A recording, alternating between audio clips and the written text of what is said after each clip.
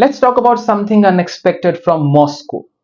After more than 2 years of war, Russian President Vladimir Putin has, for the first time in years, said he is open to direct bilateral talks with the Ukraine. Yes, the actual peace talks.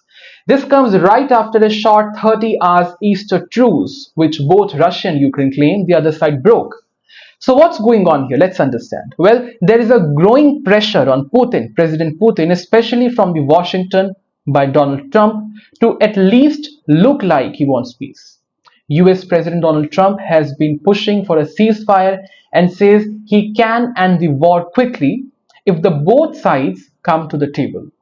In response, Putin floated the idea of more ceasefires and even said he is open to discussing a proposal by Ukraine's President Volodymyr Zelensky, a 30-day truce to protect civilian areas. But here is the catch. Russia rejected that same idea just last month. So what changed? Putin's comments come during an interview with Russian state television. He said Moscow was open to any peace initiative and called the Easter truce, and I quote, a gesture of goodwill.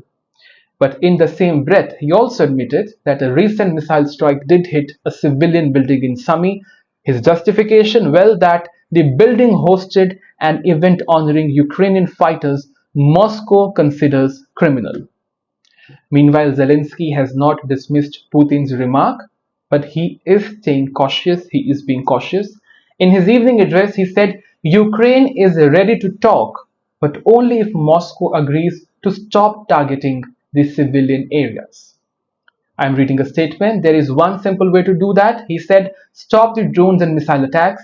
Zelensky also made it clear that Ukraine isn't interested in symbolic truces. What's needed is a clear commitment, something that actually protects the lives of people. He stressed that a real ceasefire would involve not just promises, but verified actions, especially when civilian areas continue to get hit.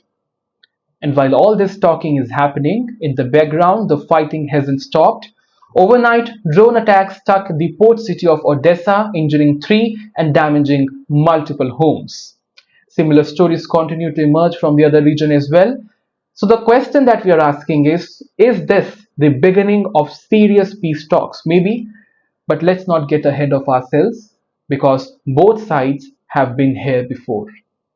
There have been ceasefires, there have been broken promises, and there have been stalled negotiations. But the fact that Putin is even mentioning bilateral talks again is a shift, and it's worth watching. Ukraine is also heading into fresh peace talks with the US and European leaders in London this week. The main goal is to push for a real unconditional ceasefire. Let's see when that happens.